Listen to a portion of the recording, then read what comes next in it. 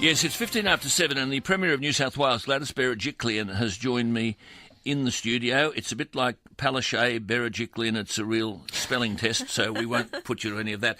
Look, I just might start by asking you this cost of living issue, because I know you have an initiative in relation to this and you are concerned that people aren't aware of where they can get advice as to how their costs of living can be reduced.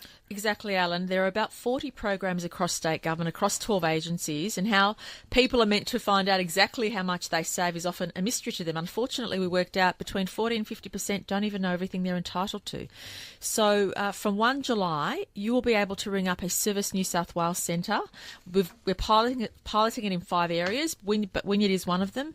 You can ring up, convey your personal circumstances, and they will be able to ascertain whether you can save dollars. And I'll give you some examples.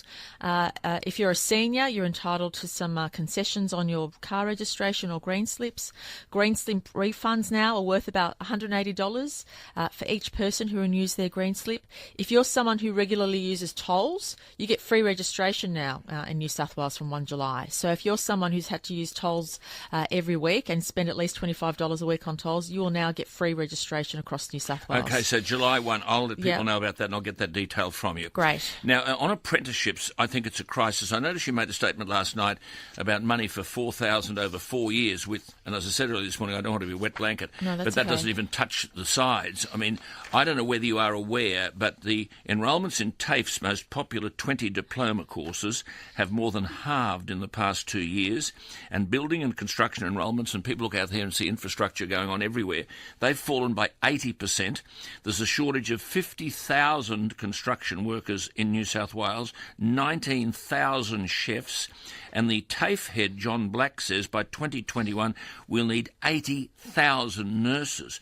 This is a crisis. Well, Alan, there's no doubt we need more apprentices, and that's why yesterday we announced as a government that on every government project, 20% of those workers in trades have to be apprentices. We're mandating that. So we're saying to anybody who has a contract with government on a project, you have to mandate that 20% of the tradies on your project. And we estimate when we started the acceleration program for infrastructure, we gave ourselves a target of 1,000 extra apprentices. We've delivered 2,000, and over the next 4 years we'll deliver another 4,000 at least just on government projects. So you have these COAG meetings, and I know there's an agenda there and you go through all these items and so on, but I'm never convinced that people are addressing the issues that are a real concern.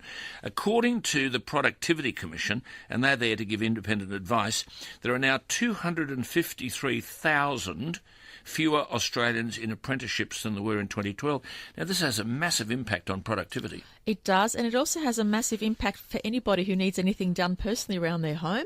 For anyone, it actually puts up costs when we don't have enough people in the trades. And we are encouraging more and more people to study trades, but also providing incentives. So the government's been subsidising a lot of our courses. But do you have enough teachers to do the work? Well, yes, we do, but of course we need to train more. And we're also encouraging non-TAFE operators. This is a very high priority, this stuff, hasn't it? I mean, of the 38 occupations listed on the official Department of Employment Australian Skills Shortage list, 26 are occupations that require an apprenticeship. 26. Now, if we don't get these kids in, what does it mean? These are shortages which are very critical. Is someone putting this to the top of the list? Does COAG talk about this stuff? I mean, Pauline Hanson said she wouldn't support the tax reductions by that Turnbull government are talking about because they haven't taken sufficient initiatives on apprenticeships.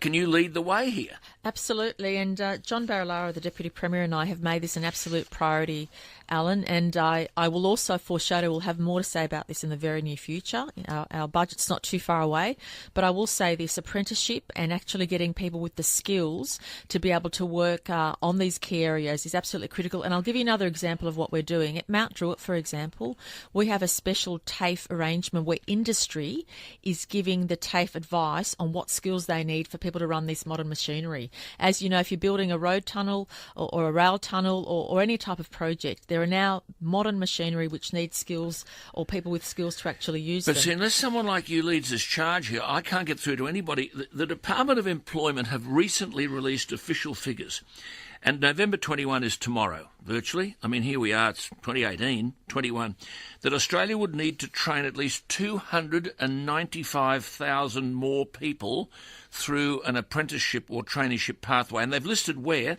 26,000 more electricians, 7,800 more plumbers, 10,200 more nursing support and personal care workers, and 43,000 more aged and disabled carers. Where are these people going to come from unless someone in government says this has to be top of the list? Well, for me, the biggest top of my list is jobs and job security. And we want to make sure people not only get into the trades and other professions, but actually can hang on to them during the course of their life. And yesterday I met with 3 new tradies, Alan, working on one of our rail projects. One of them, I asked her, I said, do you mind if I say you're middle aged? She said no. She was about my age. She's a first-year apprentice in electrical trades, working on a rail project. She needed a change in her career. And lived in Mount Druitt, and because of our new policies, she's now able to take that up as an apprentice on one of our projects. You're going to have to meet with employers to decide what is the best way of doing this, because absolutely, and we have. And yesterday we met with the Chamber, and Steve Cartwright from the Chamber endorsed our policy because we've been working with industry on this. Industry's been calling for this because employers need to employ reliable tradespeople to get the job done in their businesses, and we all rely on reliable tradespeople for major projects, but also we're massive shortages. Now look, on December 18 last year, December 18, you received a letter which is still unanswered from the chairman of New Coal Resources in relation to 3,000 shareholders who even ICAC, and I have no time for them at all, considered were innocent of any wrongdoing. The letter indicated to you, as I said, it's unanswered, that the then Minister for Resources, Anthony Roberts, insisted these shareholders meet with as many of his cabinet colleagues as possible. In a meeting on December 5 last year, the Attorney-General, having been apprised of the facts, suggested that New Coal shareholders consider putting a submission to your office. Amongst the facts, not opinions, facts, it stated that many MPs have acknowledged that there's been a denial of natural justice afforded to New Coal and it should be addressed, and that the Parliament itself was misled when it passed the Mining Amendment, ICAC Operations Jasper and Acacia Act of 2014, and the extra piece in that title was special legislation. ICAC initiated an investigation and public hearings into the granting of an exploration licence 7270 owned by New Coal. New Coal was never named as a party of interest in any of the investigations. And indeed, ICAC made quote-unquote findings of corruption against former directors of Doyle's Creek, no findings against New Coal. ICAC recommended to the O'Farrell government, the cancelling of the licences, but made it quite clear, even ICAC, and I repeat, I find it difficult to give them any credit at all, even ICAC referred to, quote, New Coal and those of its innocent shareholders. The licence was cancelled. It was without any due process afforded under the Mining Act of 1992, without any public hearing on the right of appeal. Indeed, the legislation denied anyone those rights, without recourse to normal rule of law measures, including the legal system and the courts. Shareholders have no recourse to that. Legislation by your government, the O'Farrell government, and supported by Baird, has blocked all of that. And these people are saying to you, well, these 3,000 shareholders are innocent parties. What are you saying to those shareholders? Alan, I appreciate the frustration when people feel, due to no fault of their own, that they've been massively disadvantaged, and I appreciate... Is that the same word as dishonesty? Well, I will say this, that this week, and I haven't read the full report, it was only tabled yesterday, I understand, or the day before. I read an exec summary. The inspector actually provided a report. That's McClintock. Yeah. He's taken no notice of this, whatever. He basically said, I'm not moved by any of this. McClintock. Yeah. And Mr. McClintock, I'm listening to you. I wouldn't feed you either. And we could go into a bit of detail about that. So don't start quoting McClintock to me. He has read this stuff and is unmoved. How can anyone who's a senior counsel be unmoved by the denial of this kind of justice? And I would say to you this, Premier, as a result of that ICAC report, dishonest report made to the O'Farrell government, where exculpatory evidence was withheld, and that's been proven, and one of your own MPs, Peter Phelps, has made these points in the upper house. 2 people have gone to jail. Oh, it doesn't matter because they're Labor people. McDonald and Maitland have gone to jail. Labor people, don't worry about it. Why can't you institute an inquiry to see whether these processes pass the pub test? Well, certainly to this point, Alan, we had been encouraging people to go to the inspector because the inspector was... Waste of time. And I will now digest the report which was tabled yesterday and see where we go from here. Well, I wrote to you on May 3 yeah. and asked, were you... I don't have an answer to that, by the way, and I can understand that because most probably bureaucrats will tell you, oh, there is no answer. And I asked you whether you're aware of New South Wales barristers' rules published in 2013 requiring New South Wales prosecutors to, quote, impartially have the whole of the relevant evidence placed intelligibly before the court, that's paragraph 82, and, quote, not by language or other conduct seek to inflame or bias the court against the accused, that's paragraph 84, and, quote, not argue any proposition or fact or law which the prosecutor does not believe on reasonable grounds to be capable of contributing to a finding of guilt. That's paragraph 85. Now, secret evidence given by Premiers Rees and Keneally was withheld by ICAC from Barry O'Farrell and the government when they passed that legislation. That's a matter of fact. And as a result of this, I repeat, 2 people are in jail and 3,000 shareholders are without money. And they are innocent people. You compensated Shenhua when you cancelled a licence, Chinese outfit. Why can't these people get the same justice as you extended to Shenhua?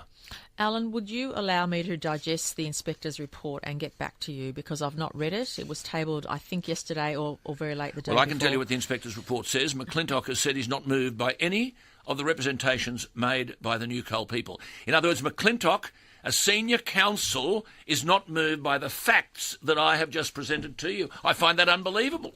But I'd like to read his reasonings for whatever conclusions he came to, and if I may, I will digest that report and then get back to you. You told me last time you spoke to me, quote, our ICAC committee, that's Damien Tudhope's crowd, quote, is looking at ways in which we can ensure that people who've been through the process and exonerated somehow get justice. That's what you said to me. Mm-hmm. Well, New Coal shareholders are innocent. The committee has remit, Alan, in terms of prospectivity, and that's the issue. This time last week, waste of space. Yeah. They weren't prepared to address any of this. Sharif Khazal was found by the New South Wales DPP to have no case to answer. No case to answer. He appears on the ICAC website as guilty, as corrupt. How would you, if that was your mother, father, brother, sister, how would you like it? May there be 2 people in jail who are in jail because exculpatory evidence which might have exonerated them, has been withheld from the Parliament and the courts.